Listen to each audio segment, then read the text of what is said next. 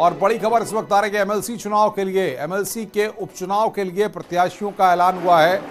Bharatiya Janata party ने प्रत्याशियों का ऐलान किया है। धर्मेंद्र सिंह और निर्मला को प्रत्याशी बनाया गया है। ये बड़ा अपडेट आ रहा है। निर्मला पासवान को बीजेपी ने प्रत्याशी बनाया है।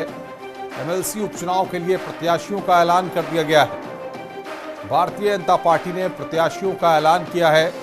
धर्मेंद्र सिंह को उम्मीदवार बनाया गया है। निर्मला पासवान भारतीय जनता पार्टी से प्रत्याशी बनाई गई हैं। एमएलसी उपचुनाव के लिए प्रत्याशियों का ऐलान किया गया है। भारतीय जनता पार्टी ने प्रत्याशियों का ऐलान किया है। धर्मेंद्र सिंह को उम्मीदवार बनाया गया है। निर्मला पासवान भारतीय जनता पार्टी से प्रत्याशी बनाई गई हैं। एमएलसी उपचुनाव के लिए प्रत्याशियों का ऐलान यहां पर भारतीय जनता पार्टी ने कर दिया है। बीजेपी ने प्रत्याशियों का ऐलान किया है। इस वक्त की बड़ी खबर, एमएलसी उपचुनाव के लिए प्रत्याशियों के नामों का ऐलान बीजेपी ने किया है। इस वक्त की बड़ी खबर हम आपको बता रहे हैं। धर्मेंद्र सिंह को उम्मीदवार बनाया गया है। निर्मला पासवान भारतीय जनता पार्टी से प्रत्याशी बनाई गई हैं। तो ये दो नाम यहां पर हम आपको बता रहे हैं। और बातचीत करने के लिए संकेत मिश्रा हमारे संवाददाता हमारे साथ जुड़ रहे हैं। संकेत, एमएलसी के प्रत्याशी घोषित भाजपा ने किए हैं। इन दोनों नामों के बारे में अगर आप बता पाएं तो इनकी प्रोफाइल के बारे में जरा बताइए। देखिए, धर्मेंद्र सिंह सेतवार को प्रत्याशी बनाया है। ये गोरखपुर से क्षेत्रीय अध्यक्ष भारतीय जनता पार्टी के हैं, यानी कि संगठन से मौका मिला है धर्मेंद्र सिंह सेतवार को। भारतीय जनता पार्टी संगठन के ये चेहरे हैं।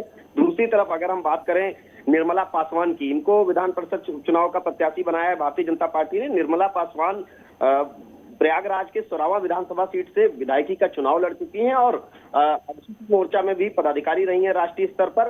तो ऐसे में संगठन से जुड़े इन दोनों चेहरों को भारतीय जनता पार्टी ने उपचुनाव में का प्रत्याशी बनाया है। वहीं अहमद हसन और ठाकुर जयवीर सिंह के इस्तीफे के बाद से ये दोनों सीटें खाली हुई थी। ठाकुर जयवीर सिंह ने इस्तीफा दिया था और अहमद हसन की मृत्यु हो गई थी, जो समाजवादी पार्टी के नेता थे। तो ऐसे में एक बात साफ है कि दोनों जो एमएलसी के प्रत्याशी भारतीय जनता पार्टी ने घोषित किए हैं, संगठन के चेहरे हैं भारतीय जनता पार्टी के।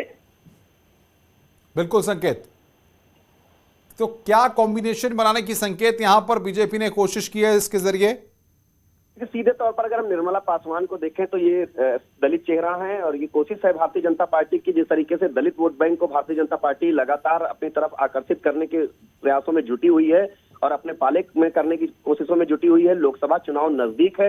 ऐसे में भारतीय जनता पार्टी ने निर्मला पासवान को, हालांकि उनको इस बार सोरावा से टिकट नहीं मिल पाया था भारतीय जनता पार्टी से, तो अब उनको फिर से एक बार एमएलसी के लिए उनको प्रत्याशी बनाया है। वहीं दूसरी तरफ अगर हम धर्मेंद्र सेतवार की बात करें तो ये गोरखपुर के क्षेत्रीय अध्यक्ष रहे हैं।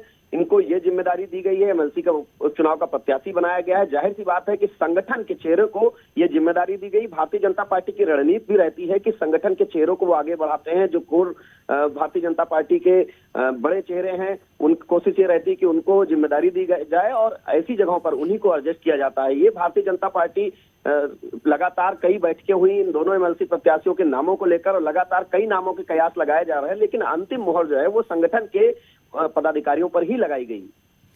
तो क्या माना जाए, जिस तरीके से और भी कई नाम चर्चा में चल रहे थे लेकिन इन दो नामों पर मोहर लगी है, ऐसे में आने वाले वक्त में उन नामों को या बाकी लोगों को एडजस्ट किया जाएगा?